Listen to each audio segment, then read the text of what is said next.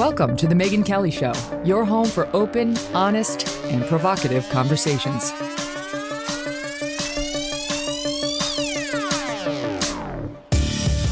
Hey everyone, I'm Megyn Kelly. Welcome to the Megyn Kelly Show. We begin today with an exclusive interview in connection with the civil case for assault of a sexual nature against Don Lemon, set for trial just 2 months from right now. It is a case most of the media, seemingly obsessed with Me Too stories when they are against a Republican or certainly anyone affiliated with conservative media, has chosen to ignore, despite a credible victim account and a supportive on-the-record statement by an eyewitness. In the summer of 2018, a man named Dustin Hice, then a bartender in the Hamptons, says he went to a bar named Murph's along with his friend and boss, George Ganellis. There they encountered CNN's Don Lemon, and an event transpired that Mr. Hice says would change his life forever. Lemon, who CNN allows to fashion himself night after night as a Me Too advocate and a social justice warrior, allegedly committed an assault on Mr. Hice that was sexual in nature and clearly meant to humiliate him. After some time, Mr. Hice decided to file a civil lawsuit against Lemon, accusing him of assault and battery under New York law, among other claims. He has been called a liar and an extortionist by CNN, which oddly has inserted itself in this lawsuit, despite the fact that it has no proper role here, and Mr. Lemon denies the allegations. Today, Dustin Hice goes on camera for the first time to detail what he says happened to him that night, why he says Don Lemon is a predator being enabled by CNN, and to tell his story on the record in advance of the trial this January. Dustin, welcome to you. Thank you for being here. Hey, Megan, thank you for having me. So let's start at the beginning. You are in the Hamptons in the summer of 2018. And what were you doing there?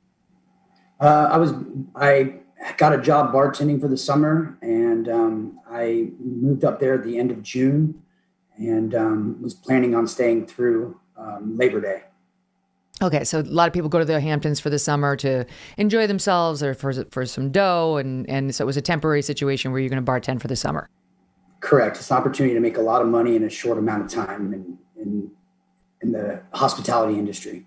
Okay, and what bar did you work for?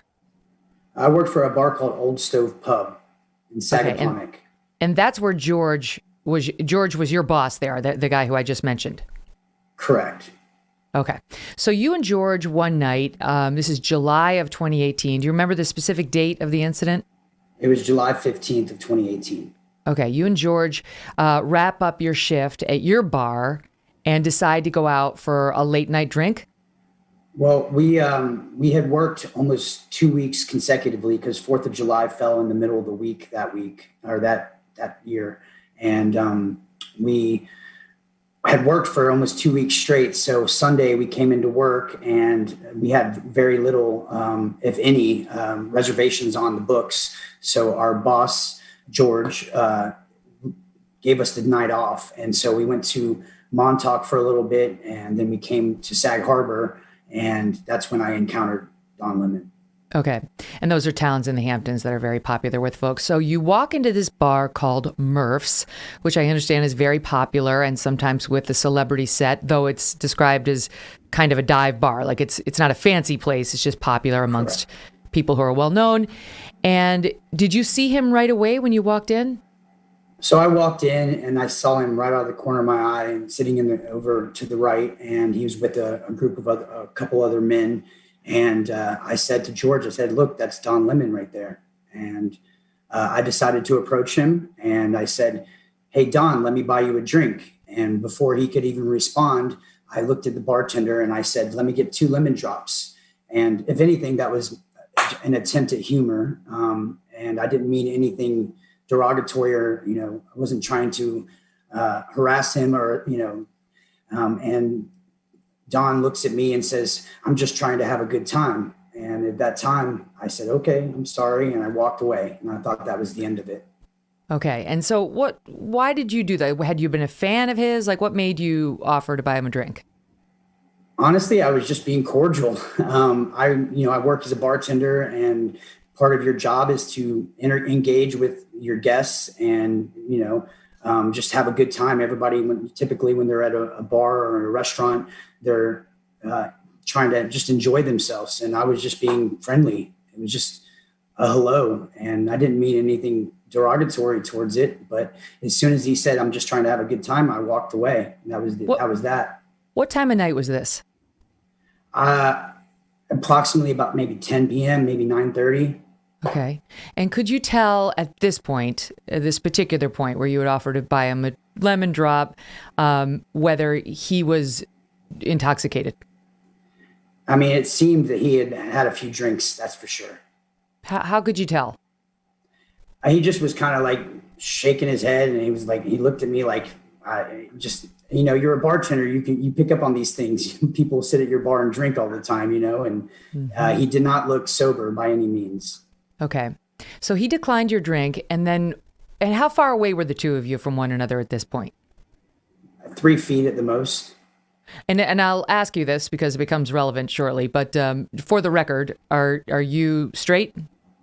Oh, yes. I have a girlfriend, and, once this is all behind me, we hope to get married one of these days. Okay. So in no way was this a sexual come on by you offering a drink? Okay. And Don is openly gay and either engaged or married to a man. So, and that's been well established. Okay. So it was basically just a friendly gesture. He declined it. And then what happened next? So I walk around the bar, and about 5 minutes goes by, and he comes around the bar and comes up to me, and he says, pardon my language, but he says, "Do you like me? Is that why you're fucking with me?" And I said, "No, I just wanted to say what's up." And I was just like, what's this guy's problem? And I looked at my boss, and in that moment, he puts his hand down his pants and starts aggressively. Can you start that over? Don, You're talking about Don. Go ahead. Yeah. So after he says, do you like me? Is that why you're effing with me? And I said, "No, I just wanted to say what's up, man."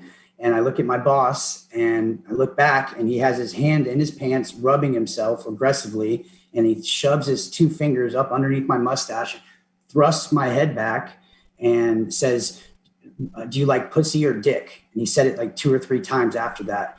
And I just said, "What the hell, man?" And I just ran out the back door. So forgive my indelicate question, but when you say he put his hands down his pants, what kind of pants was he wearing, and how do you know what he was doing in there? He was wearing shorts, and I mean, it was pretty obvious to everybody that saw him what he did, that he was just rubbing himself, and with impunity, just pushed his hands up under my face enough to thrust my head back and degrade me. So he was rubbing his genitals, and then he shoved the fingers that he was doing it with in your nose and your face. Correct. Did it strike you as something he had ever done before? I don't know. Anybody that acts like that in public and without any fear of what it might do to somebody or the consequences it might have, that's a pattern. It's I don't know.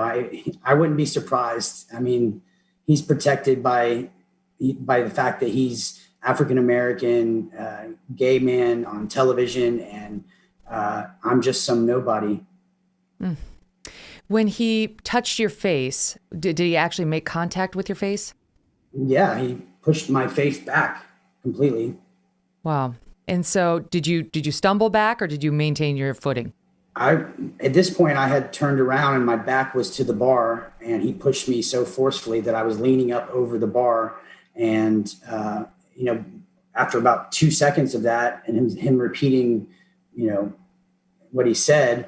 P or D. Yeah. And after all that, I just like, what the hell? And I just ran out the back door. And, in certain circumstances, a lot of men would have reacted aggressively, and that, in that split second, I had to make a decision. And, when you go through something like that, it's either fight or flight. And I chose flight. And how does that make you feel? I mean, I know we've talked about your case on this show before, and I know some guys are like, I would have beaten the hell, but like, how does that make you feel now? Oh, it resonates. Not a day goes by where I, think about it. But then on the other side of the coin, if I would have reacted violently, they would have came after me as some aggressor, and I didn't. I composed myself, and I handled it the way, anybody put in that situation. Quite frankly, I hope it never happens to anybody, but if you're put in that situation, you have a split second to make a reaction. And if I had been heavily intoxicated, or if I wasn't with my boss, whom I'd only known for about 2.5 weeks and I worked for, it might have been a different outcome. But that's what happened that night. And I ran out the back door and tried to compose myself. And I even said to my boss that night, I said, should I go back in there and confront him? And he's like, you can't do that now. But my only regret is that right next door to Murph's Tavern in Sag Harbor is the police station. And if I would have been thinking more clearly and not in a state of shock, I would have gone next door and said, I just got assaulted next door. Come look at the videotapes. And this would have been 3 years of my life that I hadn't had to go through this. And he would be facing other kinds of legal situations instead of just a civil case. Mm. Had you been drinking prior to this, Dustin? I had maybe 2 beers in Montauk, and so I was pretty sober. Okay. You remember it clearly? Yes, very clear. And you don't forget something like this. Who, if anyone in the bar, do you believe witnessed it? The bartender witnessed it, and he even contacted me through text messages saying, I remember everything that happened that night. And he even offered to go look for the videotapes for me. And then after some time, this is a guy named Nick, as I understand it. Nick? He's the bartender at Murph's, not your boss, George, from the other bar. Nick, I'd only met like once or twice prior to that, but I didn't know him from anybody. And he witnessed it, and he says, I remembered everything. I have the text messages to prove it. And he said, I'll look and see if I can get the videotapes for you. And then after I reached out, I gave it a couple of days, and I reached back out to him, and he just started ghosting me. I couldn't get a hold of him anymore. Did you ever ask to see whether there were videotapes? Oh yeah, absolutely. And what'd you find out? Nope. I've heard whisperings through, you hear rumors and stuff, but I don't know if it's a fact or not. I can't speak to it, but I've heard that they were deleted. So they had a video camera? Oh, Murph's has cameras all in it, yes. And so, like, through the lawsuit, did you demand copies of any videotapes that they had? We attempted to retrieve them, and there was none. They said nothing. Okay, that they didn't have any. So, in addition to Nick, the bartender who said to you, I saw it all, were there any other witnesses? As far as in the bar, I don't really recall. Those were the two that I know saw it all, and they were like, after it all happened, everybody in town knew about it within a day. So I don't know about in the bar, but Nick saw it from behind the bar. He was right in front of us when it happened, and George, my old boss, was standing right next to me. And so can you set it up for me now? I'm picturing you with your back against the bar, which you further stumbled into when Lemon shoved his fingers in your face. So Lemon's presumably right in front of you. You're eye to eye. And where was George? Because he's come forward as an eyewitness for you, but where was he? He was standing on my immediate right, about 2 feet away. So nothing impeding his view of what happened? Oh, Lemon and I were like this, and he was right next to, he saw the whole interaction happen. Okay, so you and Lemon are face to face. George is basically the point of the triangle, seeing it all. And Correct. how many feet away was George from you and Don? 1 or 2 feet away. He was standing right next to me. And was he intoxicated? No, we had gone to Montauk, and one thing you don't want to do in the Hamptons is drive when you're drinking. And so we just went down to Montauk and enjoyed the afternoon. And then we came back to the Hamptons, or to Sag Harbor. And no, George maybe had 1 or 2 drinks with me throughout the day. But we left East Hampton earlier in the day, went to Montauk, enjoyed walking around, and then we came back to Sag Harbor. Okay. So after this happens, and I'm going to get to the feelings, but after this happens, you said you ran out. Did you run out the front door, the back door? The back door. What happened? Okay, and why? Why the back door? Because it was there was a clear path to my right. There was a pole to my left, and there was a clear path to my right. And it was just the quickest way for me to get out of that situation. Was it crowded or was it sparse? Well, it was a Sunday night, so it wasn't like a Friday or a Saturday, but there was a lot of people in there. Yes. And do you remember seeing anyone as you ran out, Don, his friends, or anyone else? Honestly, I was in a state of shock. So I wasn't paying attention to anybody else. I ran out the back door, sat on the AC unit, and just sat there with my hands in my head and was like, oh my God, what just happened? And then George followed me out and came up to me, and he was like, oh my God, what just happened? And he was like, I can't believe that. And that's when I said to him, should I go back in there and confront him? And he said, no, you can't do that now. But, a lot of, 99% of men would have reacted violently or aggressively when something like that happened to them. And I've had to think about that every day. And, what kind of self-respect do I have for myself? I didn't stand up to that man. But, what would the story have been distorted to if I had, So this is how it played out. And, it is what it is. There are lots of ways of standing up to someone, and they don't have to involve fists. Sometimes they involve lawyers. Can you I don't want to skip past this, and we're going to get to more of it later, but what did you feel when he did that to you? Do you remember in the moment what that felt like? Disgust and insignificant and just degraded and humiliated and just, every emotion running through your body, anger, shame, guilt.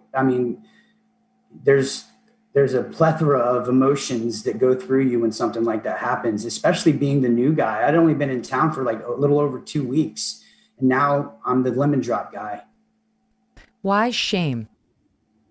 Just because the feelings and like disgust and what he did to me. I didn't do anything to deserve that. And I was I didn't ask for this. I was being cordial to him. I was offering to buy him a drink, and if anything, it was a failed attempt at humor, and after he said no, I said, okay, I'm sorry. And I apologized and I walked away, and I thought that was the end of it. And apparently not.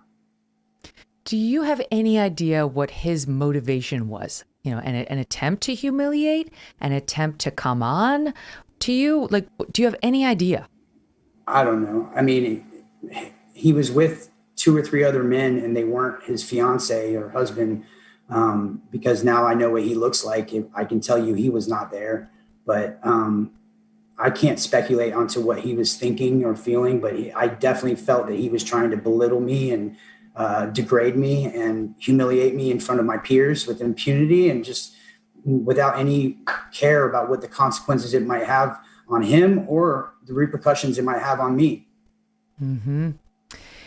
Dustin is not the only one telling this story. George, his friend and one-time boss, has gone on the record with FoxNews.com in an extraordinary report, which I am going to bring to you right after this break.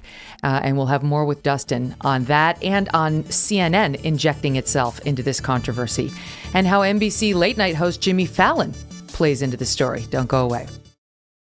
From the first moment I sat in my X chair, my body said, yes, this is what a real office chair is supposed to feel like.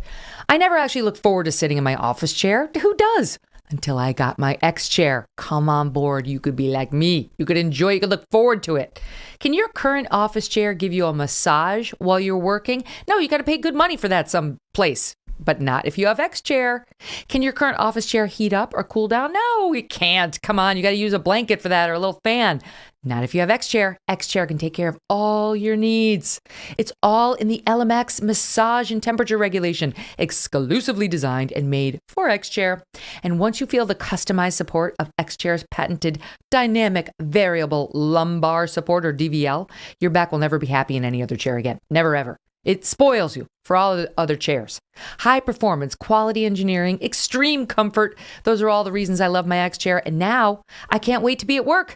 And sometimes, even if I'm not working, I just go sit in my X chair just to get that special feeling. Take my advice. Try X chair for yourself, risk free for 30 days. Once you realize how much better your chair should be, you're never going to go back. Go to xchairmk.com now. That's the letter X, chairmk.com, or call 844-4X-CHAIR for $100 off your order. And they're very easy to assemble. Abby did mine. I'm not going to lie. It wasn't me. Abby did it, but if Abby can do it, you can do it too. X-Chair has a 30-day guarantee of complete comfort, and you can finance your purchase for as little as $30 a month. xchairmk.com. So I want to tell the audience that George, with whom you'd only been working for a couple of weeks, it's not like you and George had some long-term relationship. He went on the record with FoxNews.com in August of 2018 and said as follows. Yes, I managed Dustin at the Old Stove Pub. He was the bartender. The two of us went out one night. We were both standing there. You said, hey, there's Don Lemon when you went into Murph's. He said you approached Lemon to strike up a conversation with him and offered to buy Lemon a drink, which he declined. Said a few minutes later, Lemon came up to you. And this is a quote from George to FoxNews.com. Lemon has now come around the corner and is standing face to face with us. There's a beam, a pole in the place. Don's standing up against the pole, face to face with Dustin. I turn around and I'm standing right there between the two of them. He is saying, so you like me? Is that why you're bothering me? To Dustin. Hice responded, nah, man, I just wanted to say what's up. Lemon then said something along the lines of, is that why you're bothering me? You want to F me? Says Lemon appeared pretty drunk. This is again George to FoxNews.com. And then, quote, put his hands down his pants, inside his board shorts, grabbed his genitals, and then came out with two fingers and clipped Dustin's nose up and down with two fingers, asking, do you like P word or D word? I mean, it's pussy or dick. People heard it. Gonellis laughed and immediately mocked Dustin as gross because of Lemon, but Dustin did not think it was a laughing matter, says George. He was, quote, in shock, saying, bro, did that just happen? That was disgusting. And then George admits that you were regularly teased about the incident, including by George, who said, I feel bad now. He said everyone knew Dustin and knew what happened to him. And every time we went out, every bartender would offer him a lemon drop shot, making fun of him. He got shit for it. He was messed up from it, says George. This is the only thing he could talk about, and not in a good way. Does that accurately convey what happened? Absolutely. Is it upsetting to hear?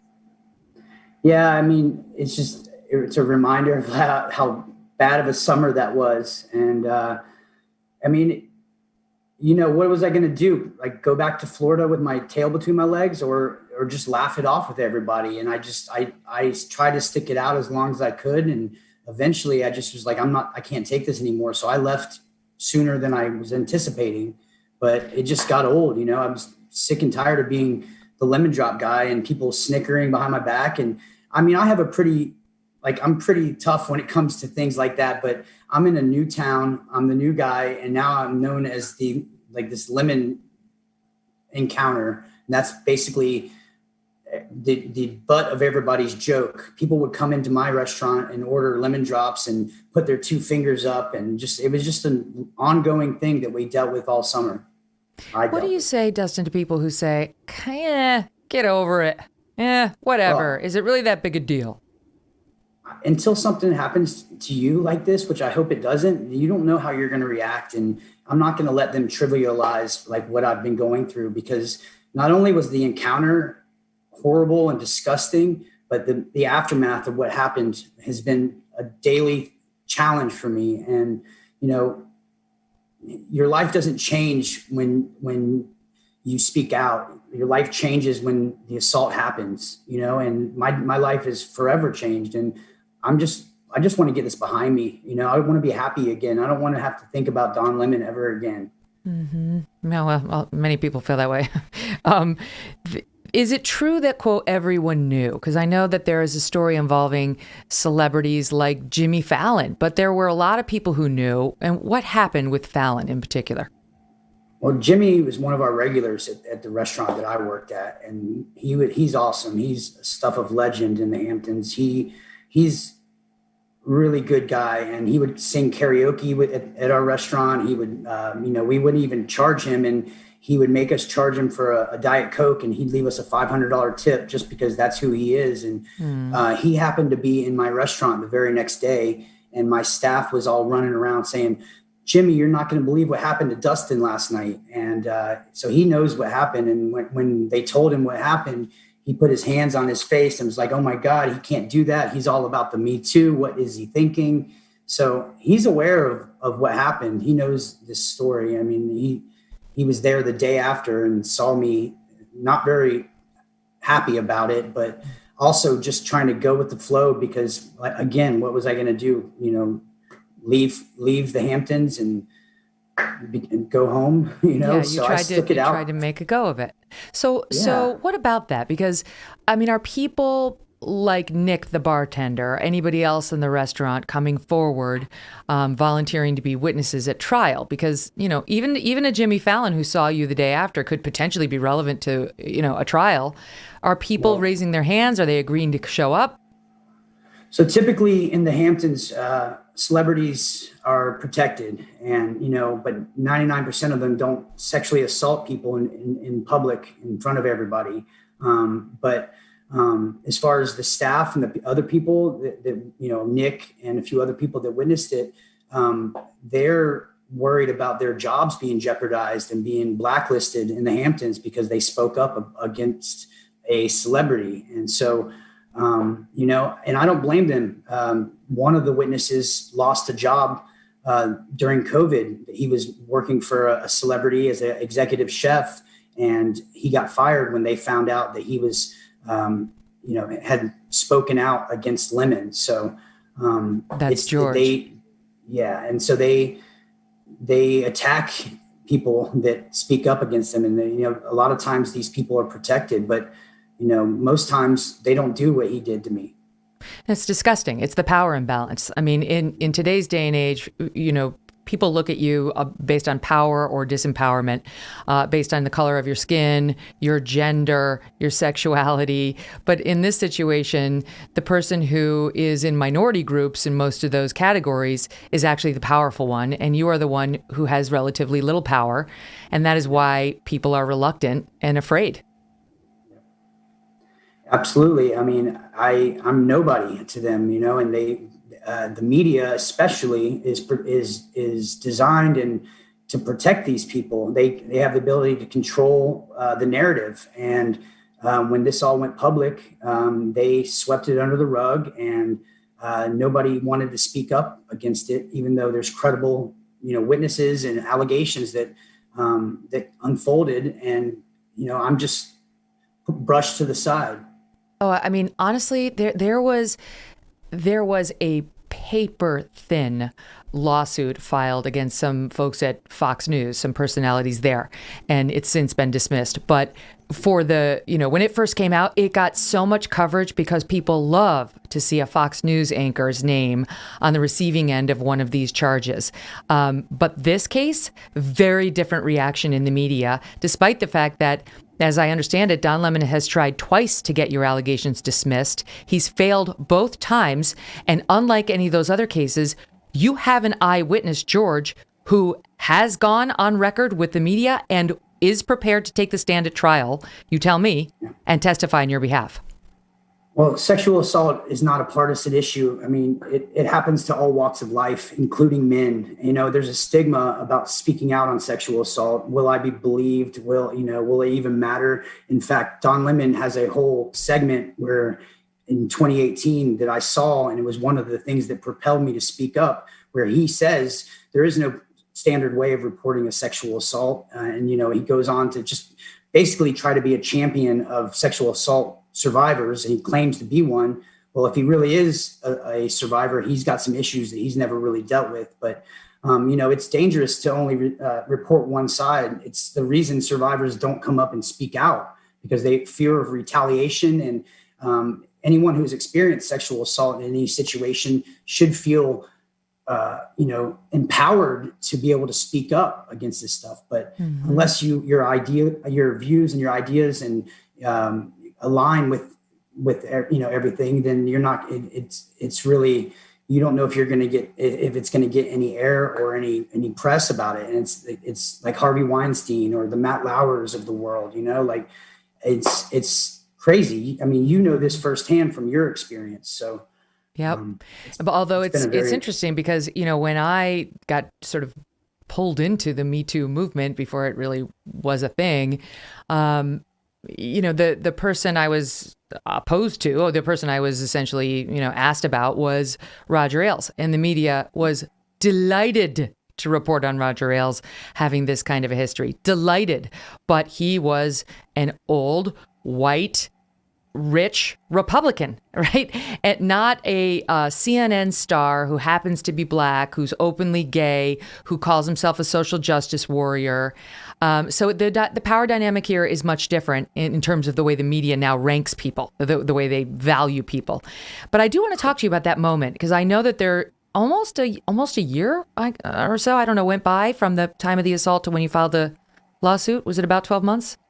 Correct. Okay. Yeah. So after I came back from the Hamptons early, I was in Florida for a few months, and my grandfather had a heart attack, and he was in and out of the hospital. And I just didn't feel it was appropriate to explain to my family when they were dealing with my grandfather being in ICU. But I was actually in the hospital one night and flipping through the channels, and Don Lemon came on the television.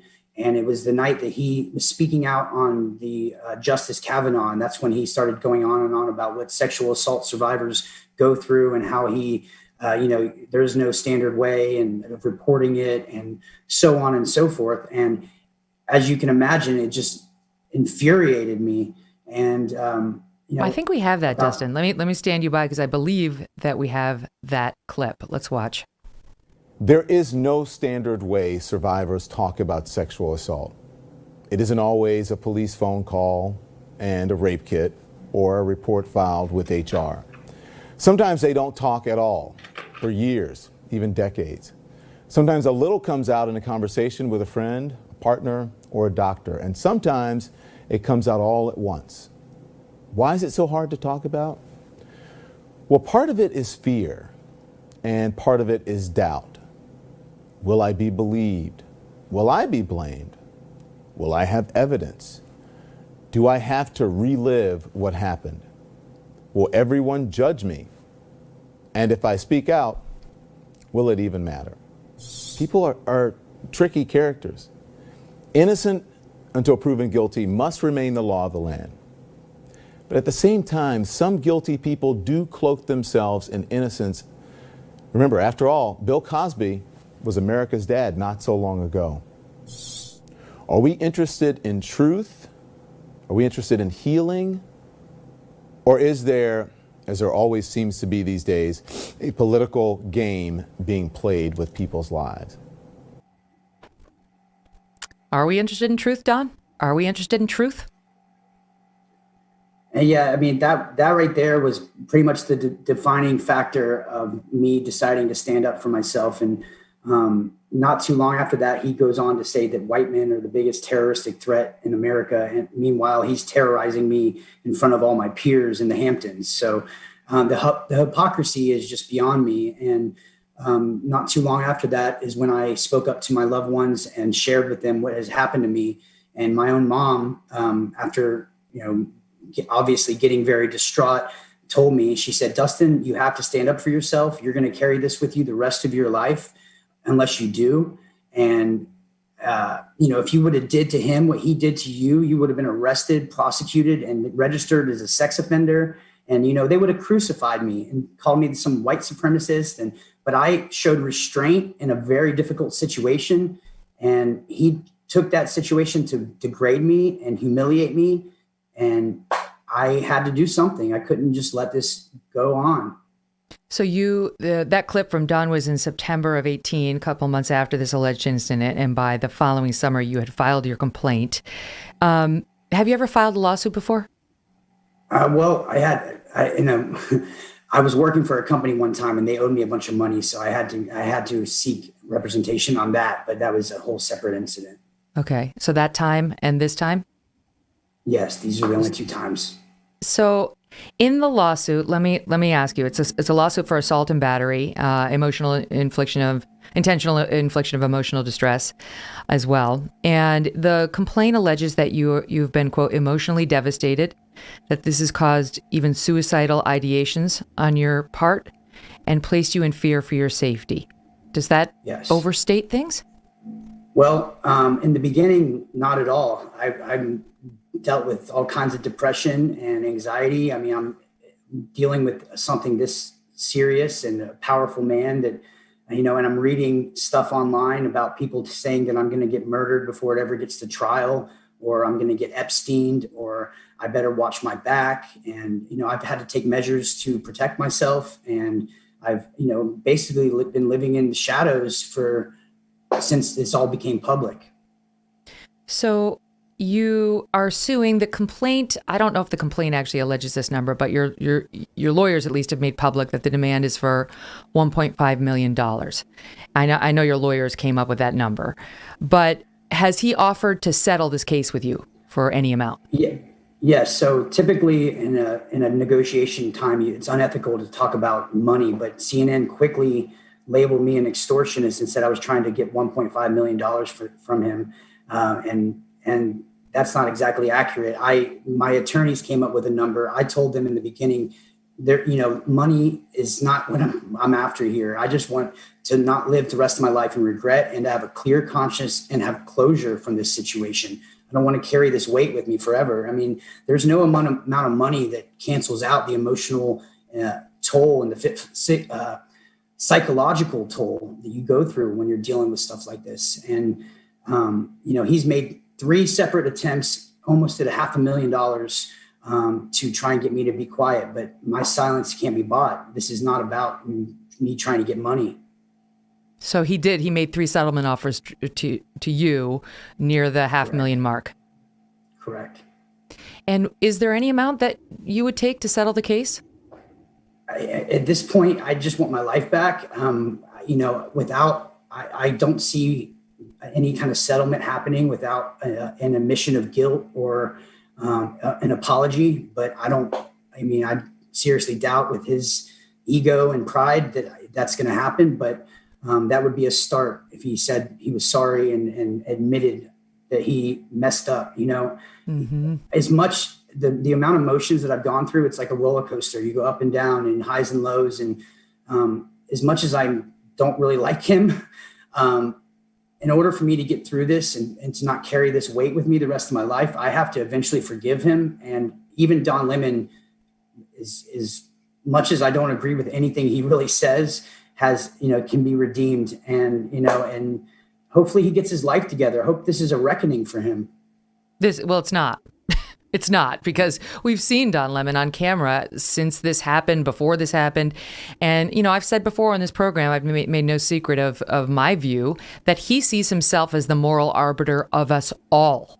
And that is one of the many reasons why your story is interesting, because as so often is the case, those who mean to lecture us the most on camera from these, highfalutin anchor chairs tend to have something that they don't want us to know. And in his case, this may be one, I don't know of how many, but we put together just a little flavor for the audience of Don Lemon and his moral preening, his mocking of half of America, and his obvious high opinion of himself when it comes to morals and doing the right thing. Here's a little bit of that. Donald Trump couldn't find Ukraine on a map if you had the letter U and a picture of an actual physical crane next to it. He knows that this is, an administration defined by ignorance of the world. The people who aided and abetted Trump are stupid. I've lived in several red states. There are a lot of friends who I had to really get rid of. Credulous boomer Rube demo that backs Donald Trump, that wants to think that Donald Trump's a smart one, and y'all elitists are dumb. They're taking down the statues, and crime is rising as they defund police. Oh my gosh, it's so bad. You voted for Trump. You voted for the person who the Klan supported.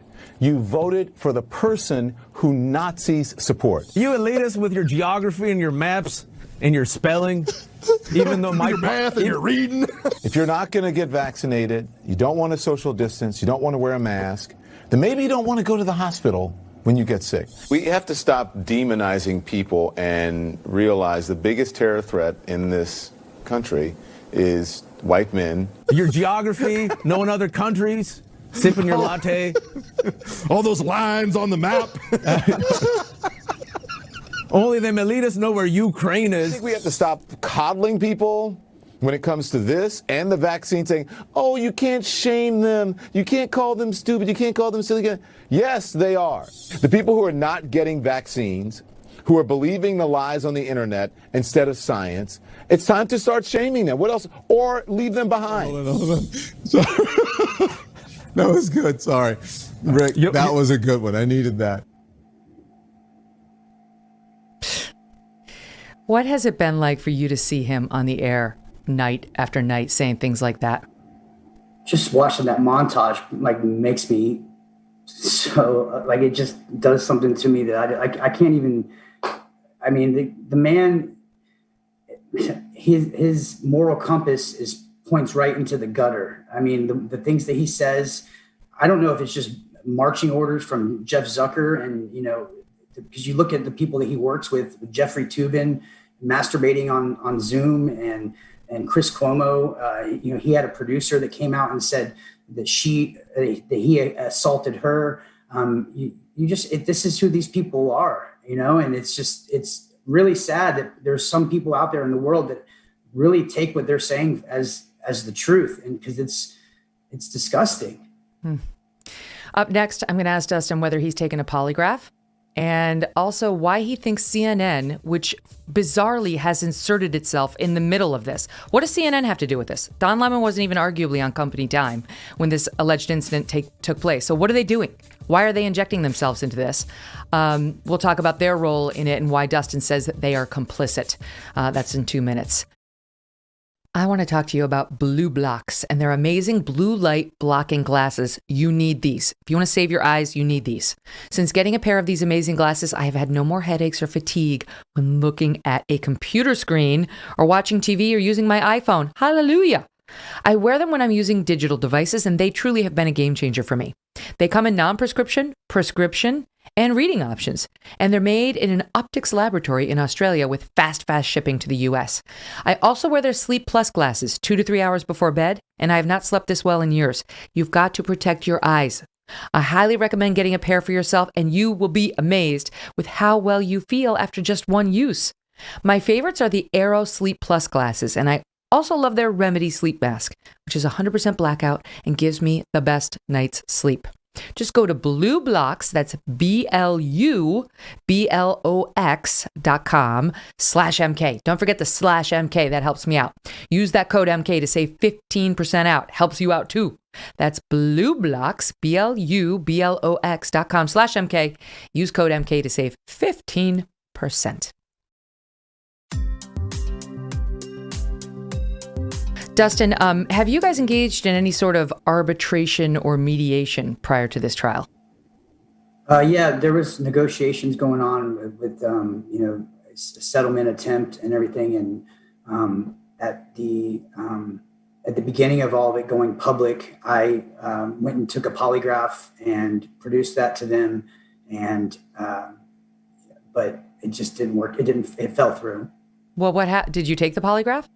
Yeah, I went down, and if you've ever taken a polygraph before, you know how nerve-wracking that is. And I went down to Fort Lauderdale and got plugged up to this whole machine. And as the guy was plugging me in, I was shaking a little bit. And he said, "Don't worry, if it was based on nerves, everybody would fail." And I told him, I'm not nervous because I'm not telling the truth. I'm just nervous because I've never done this before. And I did the polygraph, and then when I finished, he said, technically there's no such thing as a perfect polygraph, but you're about as damn close to perfect as possible. And it's obvious to me that this has affected you very much. And I hope you get justice.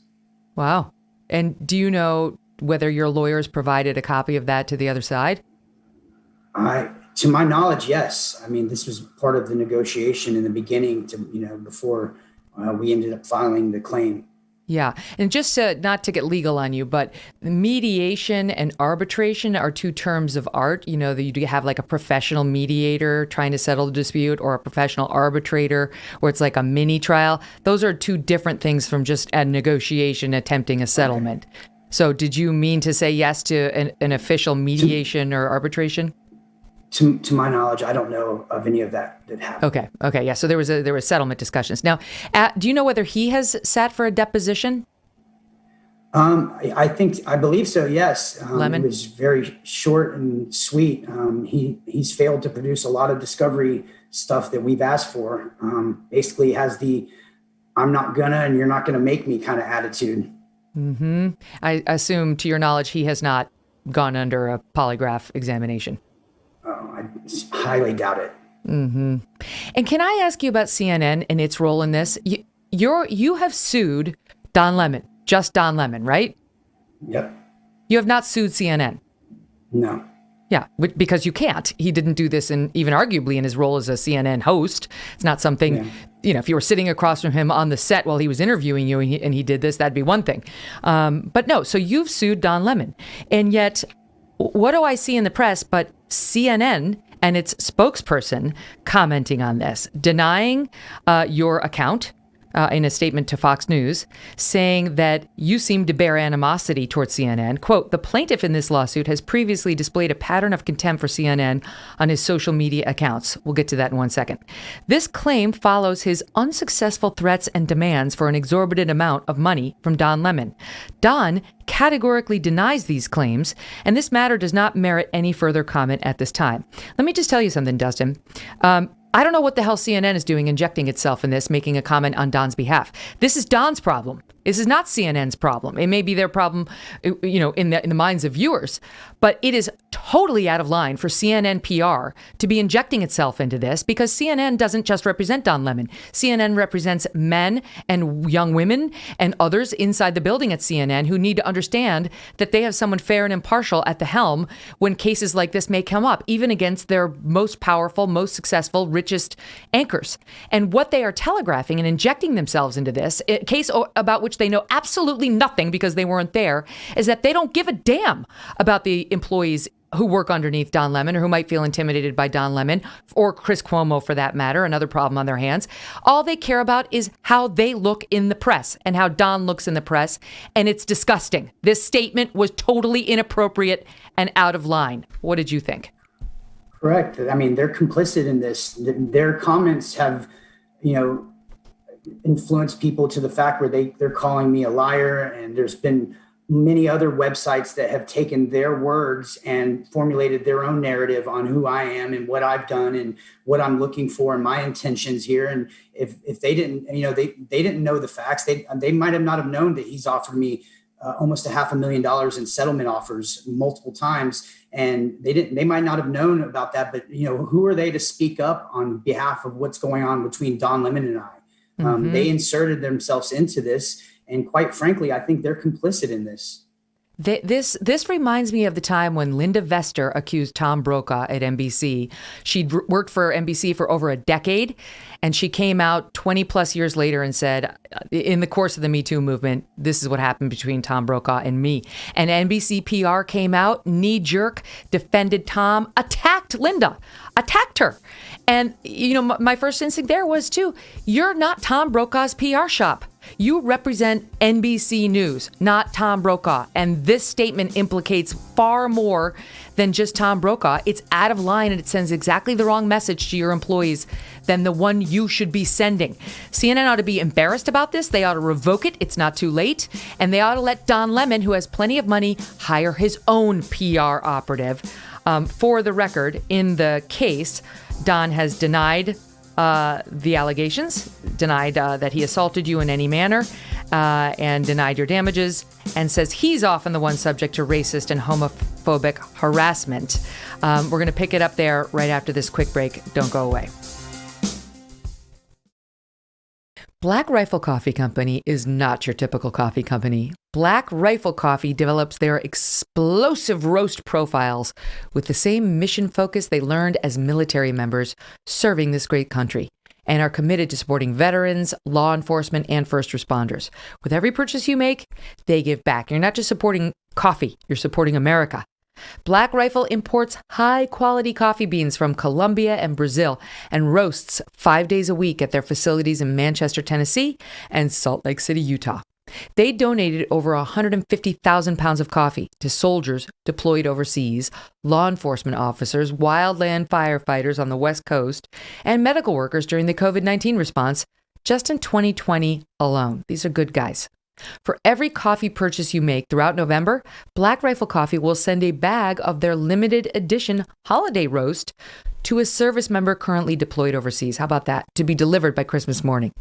Being founded and operated by veterans, the team at Black Rifle Coffee Company knows what a quality cup of coffee means to active duty troops spending the holidays away from home. Wouldn't you like to support that cause too?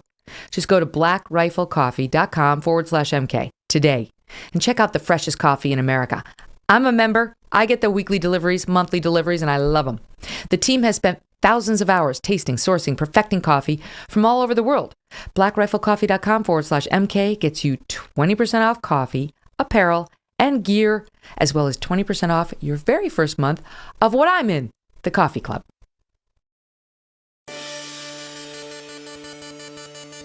Just to pick up on where I left off, what they have said in their response to your lawsuit, Dustin, is this is Don Lemon. Defendant, through his lawyers, he says, is a public figure and is often subjected to racist and homophobic harassment. Strangers approach defendant in public frequently, at times intrusively and repeatedly. It is denied that defendant assaulted plaintiff in any manner.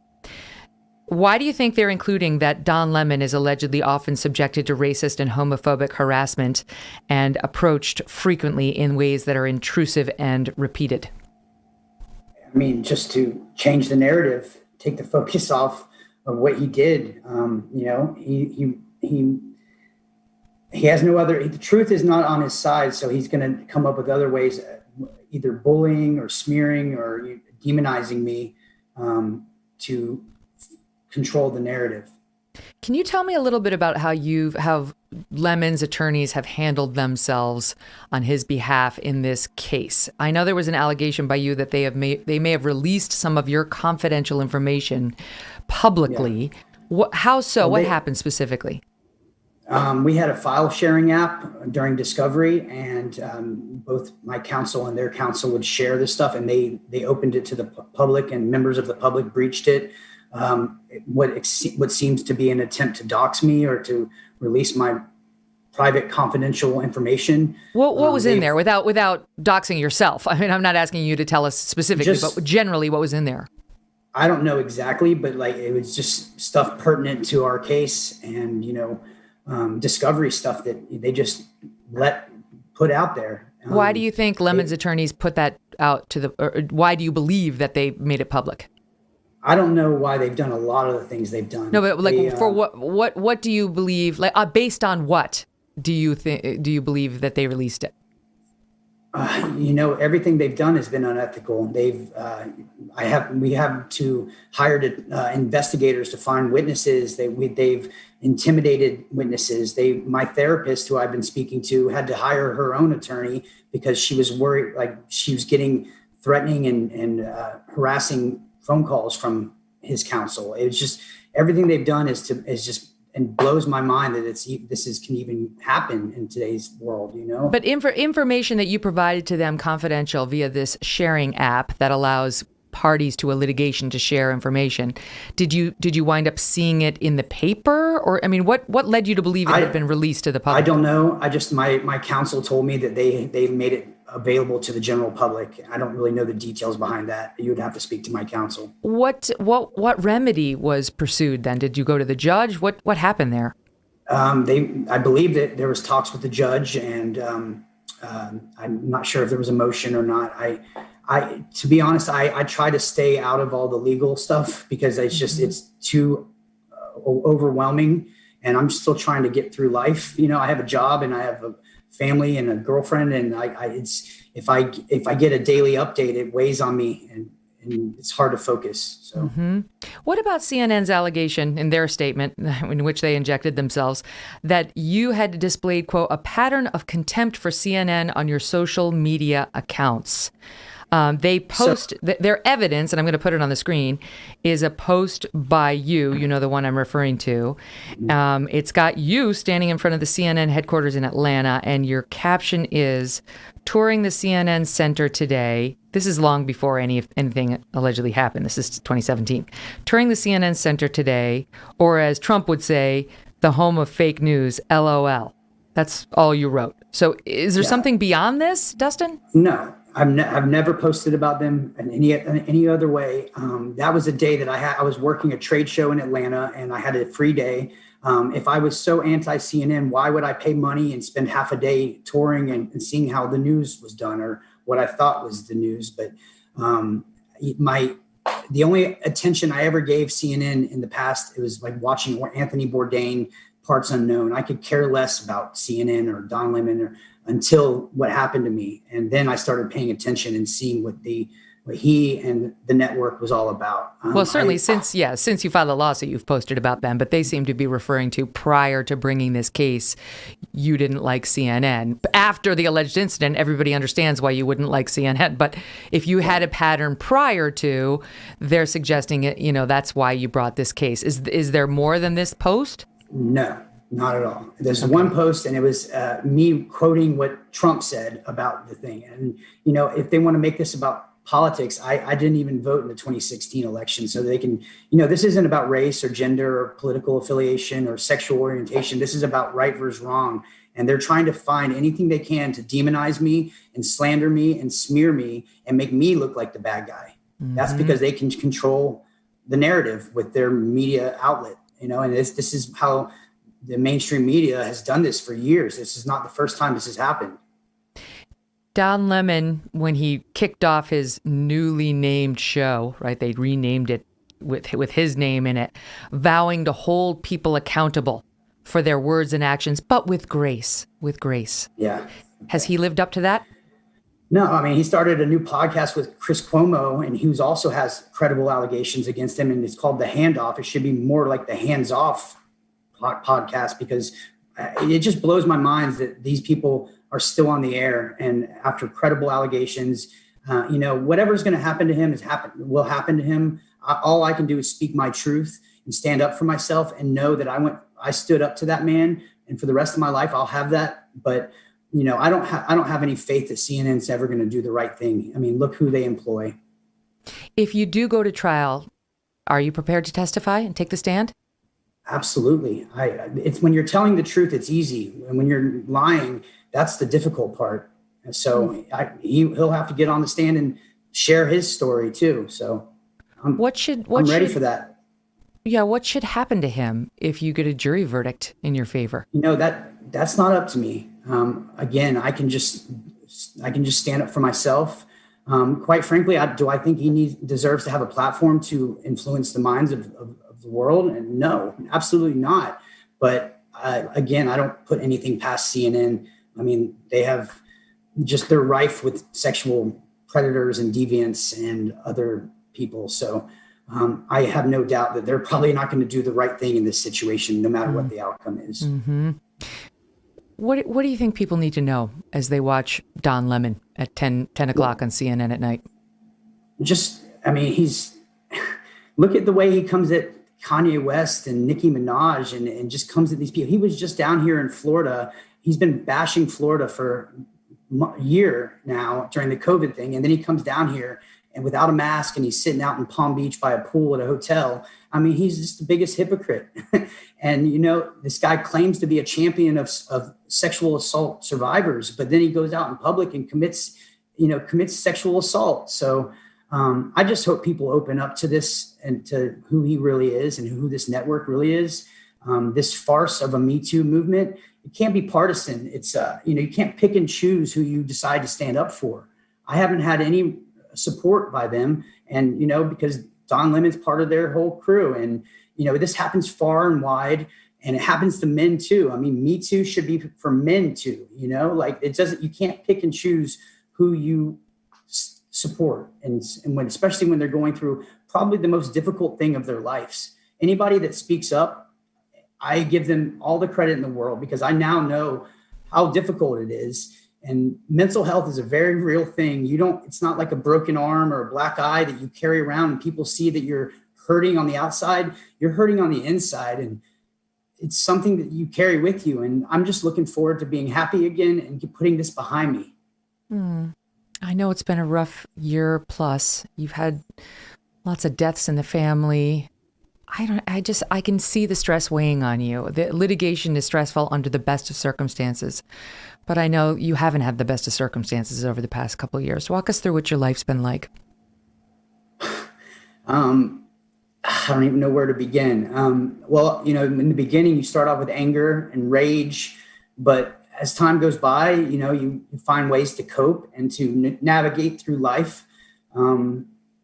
I've had, people tell me that I'm going to get murdered before it ever gets to trial. Like, that's something you carry with you. My family members have been through this. It doesn't just affect the person that's going through it. It's the my support group and my loved ones, my family members, they've all been going through this. My poor mom. But if I didn't have the support system that I have, and, I went and sought therapy, and that has been one of the best things I've ever done. I used to think it was weak to be, you're admitting that you're weak if you have to go see a therapist, but I realized that's probably the strongest, bravest thing I've ever done. And it's helped a lot. But I'm just ready to put this behind me. But we're almost at the end, and it's been a long journey, and what's going to happen is going to happen. We're going to have a jury of our peers decide, justice. And once this is over, I can just get back to being a normal person. I didn't seek this limelight. I've turned down countless amount of interviews, but I just felt like the world needs to know who this man really is. Mm-hmm. You just on a personal note, are you doing okay? Just in general, I know you left. You're not in the Hamptons. And what are you doing for a living? Like, how are you doing personally? I work in sales, and I'm doing pretty good. I've gotten stronger. When something really horrible happens to you, there's also some good in it. And I've reevaluated a lot of things in my own life. My faith has never been stronger. I have a beautiful girlfriend that, once we get this horrible ordeal over with, we plan on getting married and maybe starting a family. I just want my life back. Dustin Hice, it was even more brave of you to come forward and tell this story, given the media's predilection against you as somebody who's accusing a very popular CNN figure who's, he's been untouchable thus far. I mean, totally untouchable. And it's obviously more difficult for a straight male to come out as the sexual assault victim of a gay man, right? Because then everybody jumps to conclusions about your sexuality that, may not be objectively offensive, but that you might find offensive as a straight male. You don't want to be said that you're not. And that's been another layer that you've had to overcome. And then the complete blackout by most outlets of your story. It's been something to watch. It's been frustrating for me as somebody who's interviewed accusers of Republicans, of Democrats, of people on both sides of the aisle. It's amazing how people shut down when the person being accused is this beloved, woke sort of figure on the left in particular. You didn't deserve that. You didn't deserve the blackout. And I think we'll all be watching as this case goes to trial. I will predict, you don't have to comment on it, I will predict he settles this case and that Don Lemon will never take the stand because the last thing he wants is for this to go before a jury. Dustin, all the best to you, and congrats, hopefully, on your future marriage with your girlfriend. I appreciate it. Thank you so much. Take care. Wow, it's unbelievable. That's what's been so aggravating to me. Whenever I do these stories, I'll get trolled online saying, now do the Trump accusers. Guess what I did? Find me another journalist in America who interviewed both Tara Reade and the Trump accusers. There isn't one. I'm it. I put on the Roy Moore accusers, and I put on the Chris Cuomo. They wouldn't come on, but I put on Janice Dean, who accused Andrew Cuomo of other things. And I put on Chris Cuomo's accuser. Because he's been accused too, as Dustin points out. It shouldn't be about partisanship.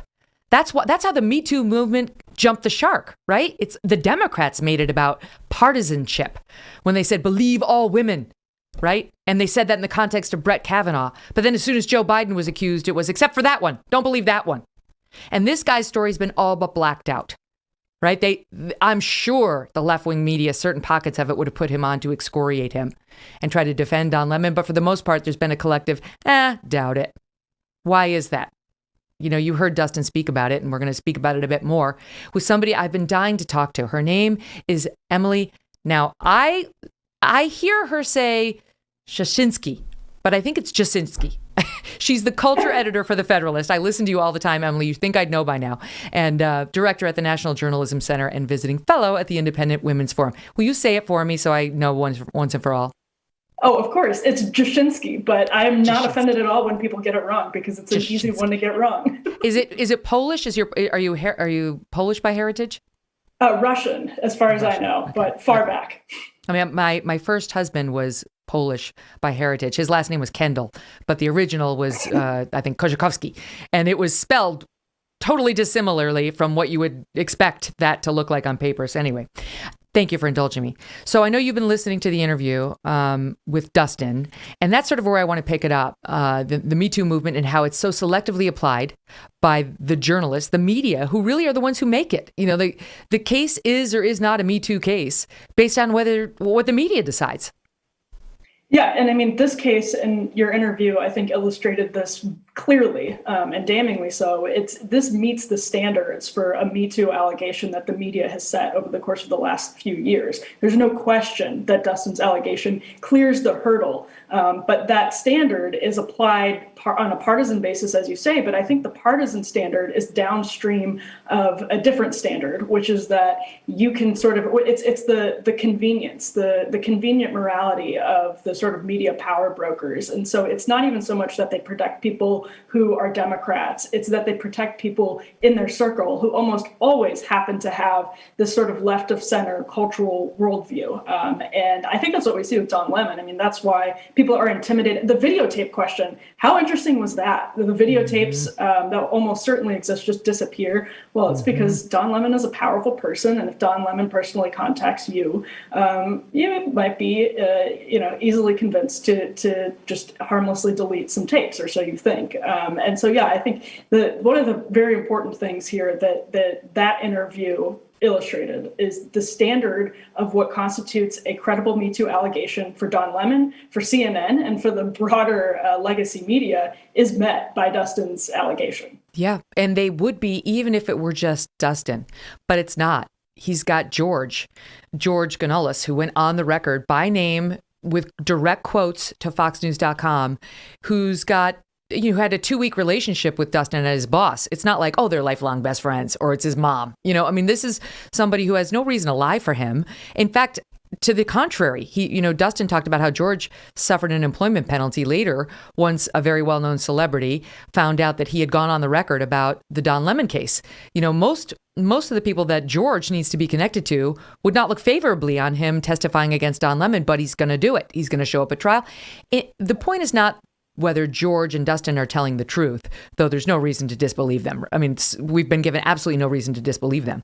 The point is this a story that the media would normally be covering if Don's name weren't Don Lemon, but it were something like Tucker Carlson?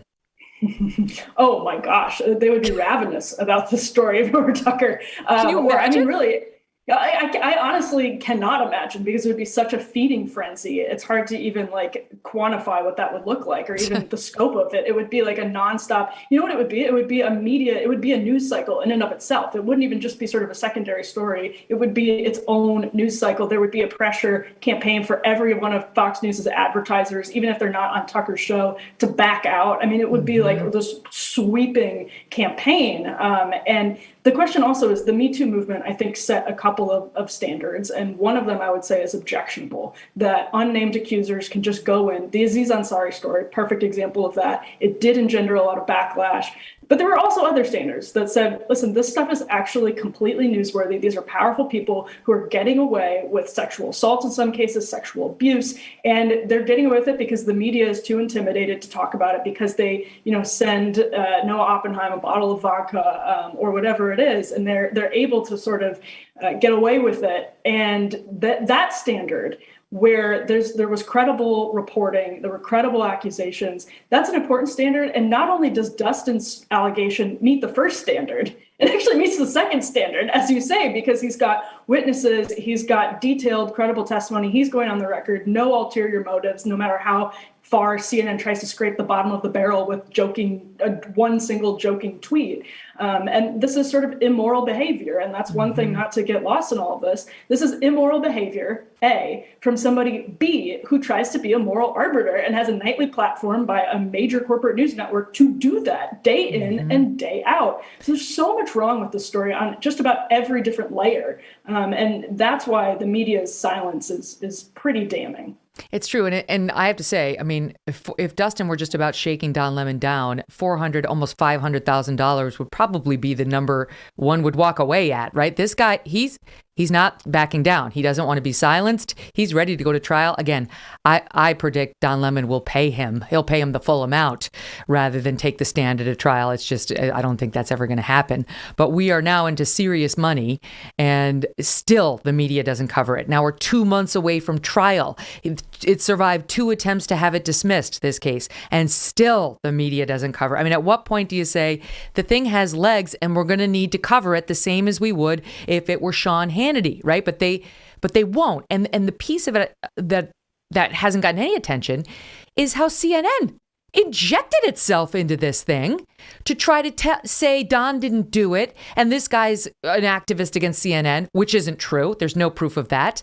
The same way NBC did for Tom Brokaw. It's totally, at every turn, CNN makes the wrong move when it comes to telegraphing to its young employees whose side they are on if an allegation comes up. I was so glad you made that point, because it gets to this other element, which is that it's not even so much partisan as it is, the partisanship is downstream of this like media clubbiness and powerful people being clubby. And that CNN represents, to your point, women and men who would probably want to know that their allegations would be taken seriously. And yet the network is going in on something they don't know anything about. They weren't there. And by the way, a completely credible allegation, and weighing in on the side of its anchor, actually trying to smear the accuser. I mean, it's so grossly inappropriate, but it does show that if you're Don Lemon, you actually don't just have Don Lemon and the super expensive, powerful attorneys Don Lemon can hire. You have all of your friends in the media who you can give a call and say, listen, this thing's not true. You can, try to pressure them out of publishing it. And you have your own major corporate entity that is going to go to bat for you because you would cost them money if you went somewhere, or if something happened to your brand because it's their brand. So same thing happened with Chris Cuomo, right? I mean, there's a pattern. 100%. A pattern, and it shows how they sort of love to be the moral arbiters, the moral preening, and those clips you played just make people sick to their stomachs, and they absolutely should. It also shows how the media doesn't understand how infuriating that is to the rest of the country. They don't understand how that animated a lot of people to go to the polls in 2016 in ways that shocked them. That's a perfect. On top of that, that's a perfect place to pick it up. I'll let you finish your point, and then I'll tell you, because right after this, we're going to get into what Saturday Night Live did with respect to Tuesday's election, because that sort of moral preening and scoffing that you saw in that long Don Lemon montage continues. It's in fairness to him, it's far from just Don Lemon. But go ahead, finish your point. Well, I was just going to say they love to be the moral arbiters, and they're some of the least moral people in our country. Yes, exactly right. So we'll show you that. In 1 second, we're going to play the SNL clip and get into some of the things that are happening culturally, since Emily's the culture editor at the Federalist. And I love listening to her on the podcast. You used to listen to Ben Domenech. Now he's not doing it as much. And I love Ben, but Emily, I got to say, you're an upgrade. He's awesome, but you're an upgrade. Thank you, Megyn. So Emily, SNL comes out last night, and plenty of things to discuss. I mean, I for one really thought they should have taken that Microsoft opener with I am blonde with blue eyes and I have white skin and I did bad things to Native Americans, whatever that long weird. But no, they left that goodness on the editing room floor and instead it's just so telling. This is their take on Virginia and why it happened. Watch. Judge Janine, thank you for having me. My win in Virginia proves that people are deeply concerned about education. And who are most of your voters? People who didn't go to college. Excellent. Now, critical race theory is something you talked about a lot. What is critical race theory? Simple. It's what got me elected. I invited the leader of my parental task force to share her recommendations on dangerous material that should be banned. When my son brought home the book Beloved by Toni Morrison, I put down my copy of 50 Shades and said, no. A woman named Toni? Not in my America. So a group of parents and I put together our list of books that should never be allowed in the classroom. Holes? Sounds sexual. Pride and Prejudice? Prejudice is fine. But pride is a term that has been co-opted by the gays. That's disgusting. That's what they think of America.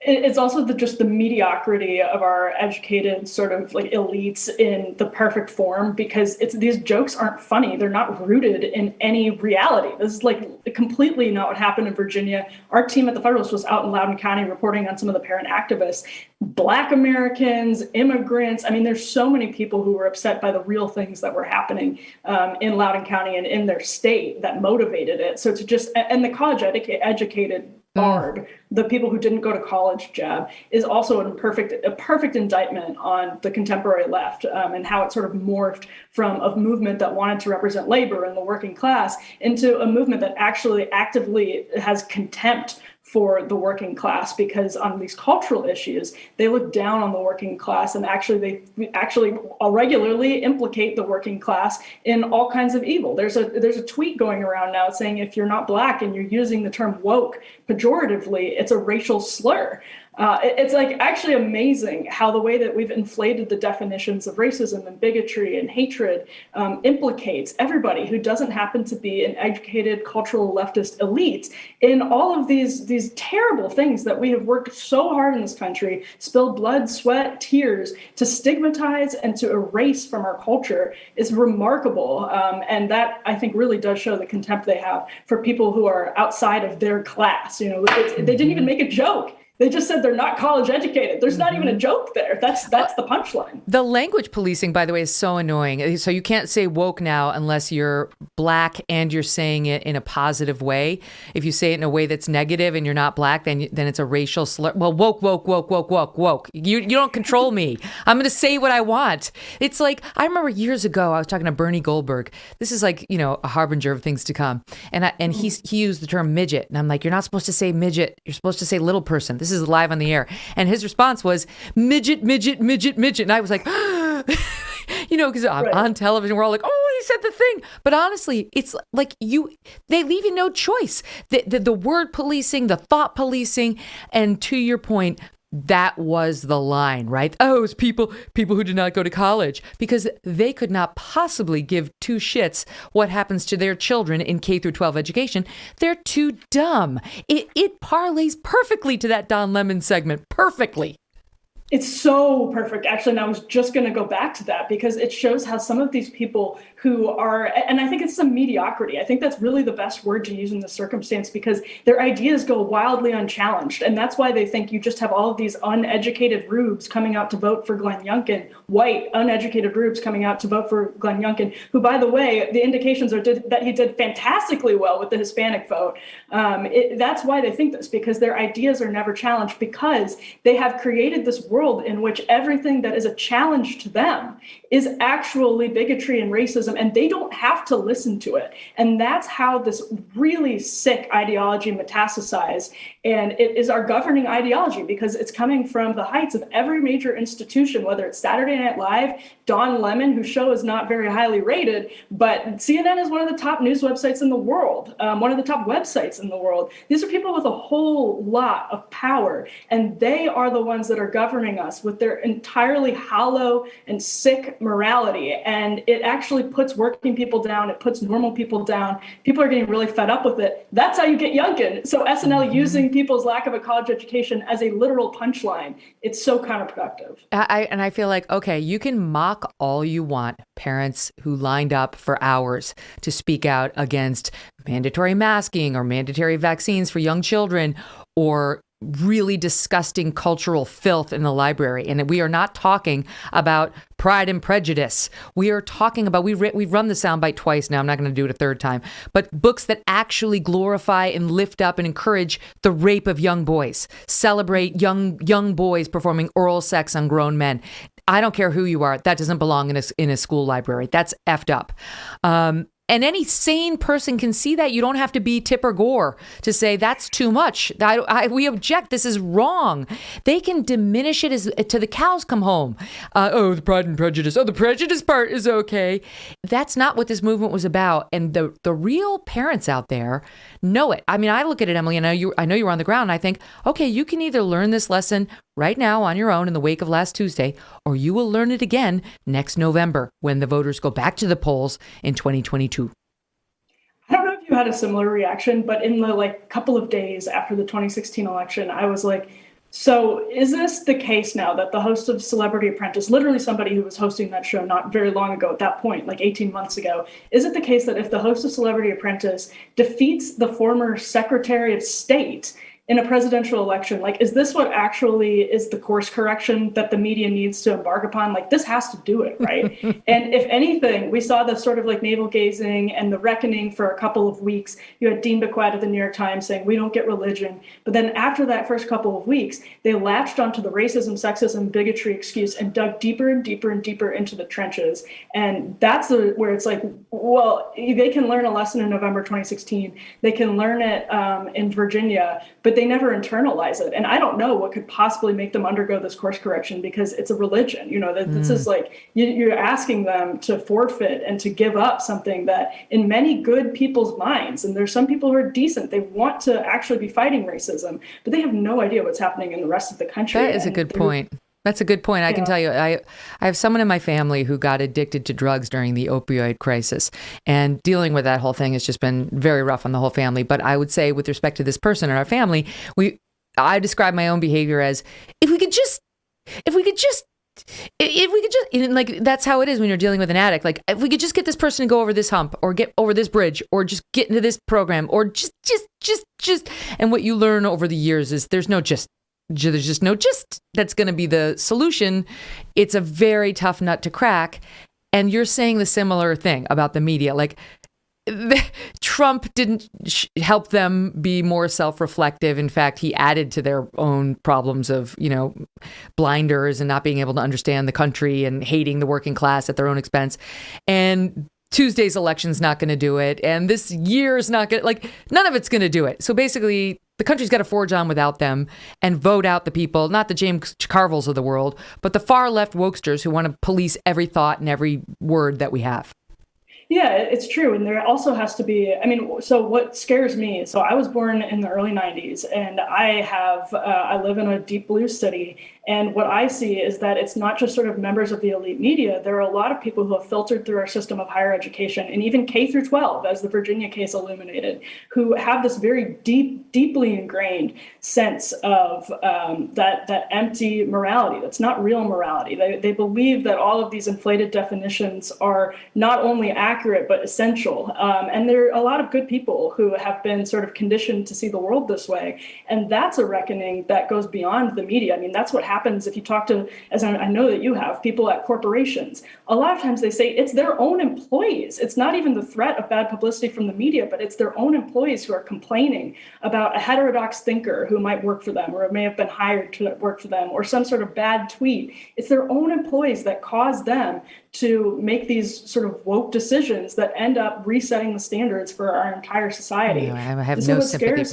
for them. Grow a pair. Grow a pair. Right, exactly. Right? Do what the Journal did when they had some blowback for publishing Heather McDonald. I'm so sorry you don't like it. Bye. Yeah. There's so many other things. I used to say to my staff at all my jobs, where they complain about the hours, they complain about working the weekends. I'm like, you know what? There's this wonderful place. It's called KeyBank. It's open from 9 to 4. The hours are predictable. You get to stand there all day long. Nobody requires you to come in suddenly in the middle of the night to open up the cash register. You go. You got KeyBank. It's right there. Go enjoy. You chose to work in news. It's a different environment. Yeah. And that's really what you need to say to them. You want to go work at the perfect woke place? I go work at MSNBC. Great. Or, by the way, NBC. Go work. It'll be wonderful for you. Anyplace else, too bad. This is part of America where we enjoy the free and thoughtful, even sometimes thoughtless exchange of ideas, good, bad, and ugly. All right, this is not without consequence, because not only did we see last Tuesday, but today there's in the news a Suffolk USA Today poll. The question is, do you hope Joe Biden will run for a second term? 63.7% of the populace says no. Only 29% says yes. By the way, they also asked, do you hope Trump runs? 58% said no, we do not hope that he runs. So those are still the front runners for each party, but it's not good for Joe Biden that 2/3 of the entire country does not want him to run again. And I think actually the number in the crosstabs with independents was like 44%, which is terrible for somebody who wanted to build back better and restore a sense of normalcy. And that was a huge part of his campaign. He got into office and acted like he had a mandate to be a new Franklin Delano Roosevelt, to implement a policy that was bigger than the New Deal. And that's not what people elected him to do. And so the sort of recognition, I think the recognition among establishment Democrats that a lot of this is bad for their brand and bad for their electoral chances is the one thing where you can start to see the cultural arbiters, the tastemakers, the gatekeepers undergo a course correction. And we saw sort of a preview of that last week, where you had the Carvilles of the world, you had Van Jones, you had the CNN panel sort of contemplating their echo chambers. But then on the other hand, as the week wore on, sort of not unlike 2016, we saw everybody scapegoating racism and saying that even Winsome Sears, the Black woman who was elected lieutenant governor, even she's a foot soldier of white supremacy. And so, they always find a scapegoat because it's this religion. But to the extent that elite Democrats start to see their power threatened, that might be the thing that drags them back. I wonder. So they've now passed the $1.2 trillion infrastructure bill. Nancy Pelosi managed to get that through thanks to the Republicans who crossed over to help her. They haven't managed to pass the Build Back Better, the triple B. It's basically just social spending on the Democrats' wish list. That still hangs out there. And I do wonder whether it would be a gift to them if they can't get it through.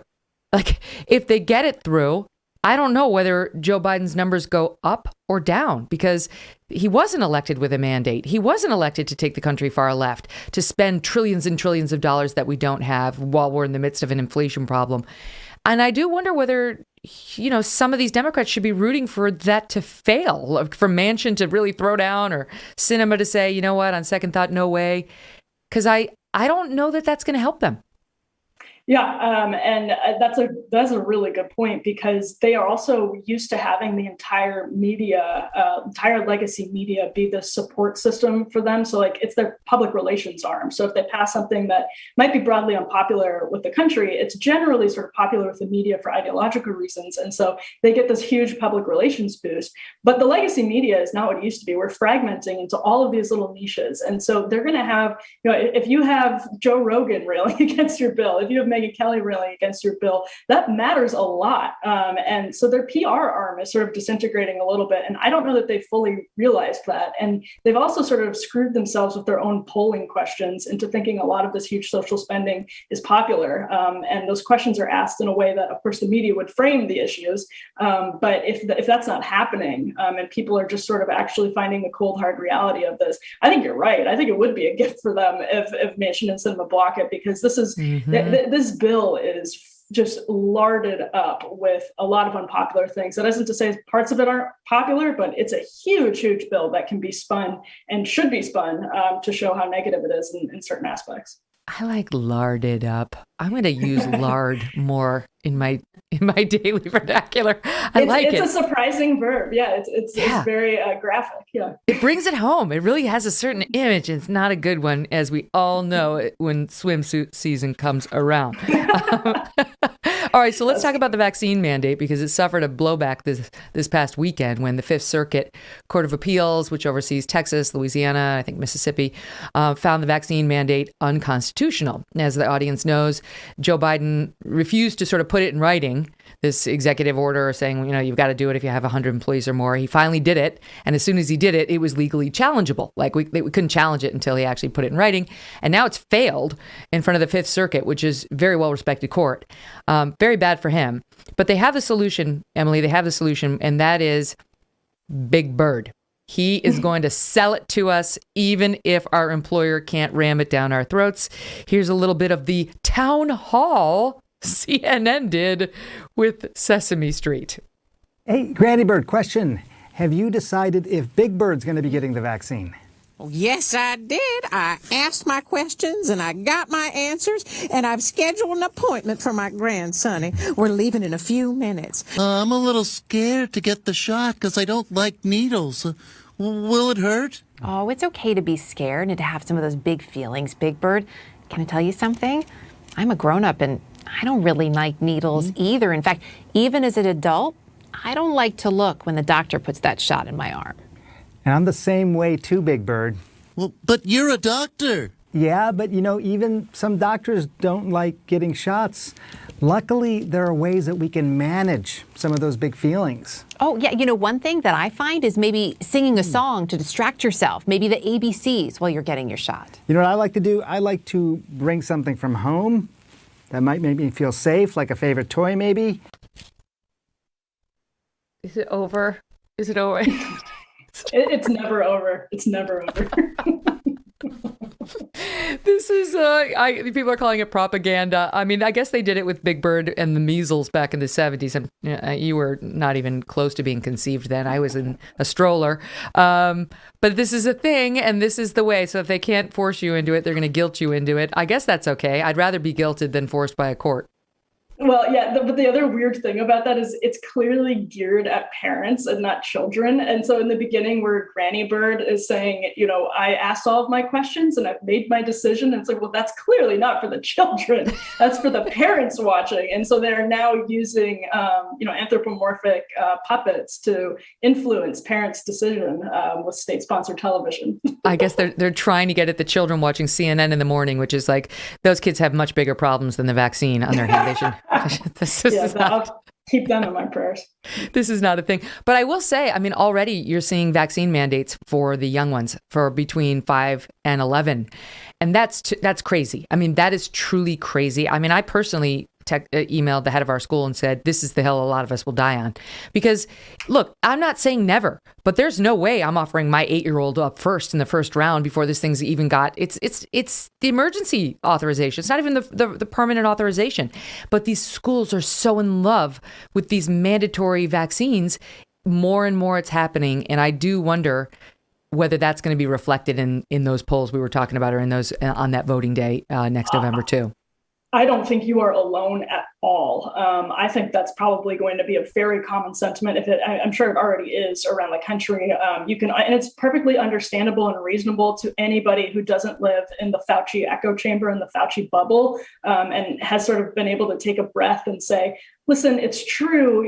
As an adult, I'm comfortable and fine, but for kids, it's an entirely different question. And so, yeah, I think this is sort of a big jumping the shark moment, a big overreach moment for the Biden administration. And it's also amazing on the left that their labor coalition, where you have so many unions that are upset with this. There's just normal people around the country that are upset with this, and they have no voice on the contemporary left or in elite media at all. And so that's how establishment Democrats and journalists lose sight of what is popular and what is reasonable, because they don't listen to anybody who disagrees. Exactly right. It's one thing to say it's not great even to mandate it for adults, in my view, but it's quite another to say you must stick this needle in your 5-year-old's arm before we've had adequate testing. Ask any doctor. Honestly, doctors off camera will tell you the truth, which is there wasn't a big enough sample size.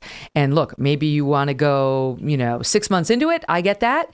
But to go first, all right, if that's your choice, that's your choice. But you're not making my kid go first. You are not making my kid or anybody else's kid go at the front of the line. It's not okay. Anyway, Emily, what a pleasure. I seriously love the podcast with you at it. I love the topics you choose, the guests that you have on, and you do a great interview. So it's fun getting to know you. You are too kind. I love your show, and I'm a huge fan, so I appreciate it. Thank you. All right, all the best, Emily. We're going to have Peter Schiff, a CEO, former stockbroker, and financial podcast host who knows what he's talking about. Meantime, check us out on youtube.com/Megyn Kelly. It's always fun to see the new subscribers and download the show as well as a podcast. Thanks for listening.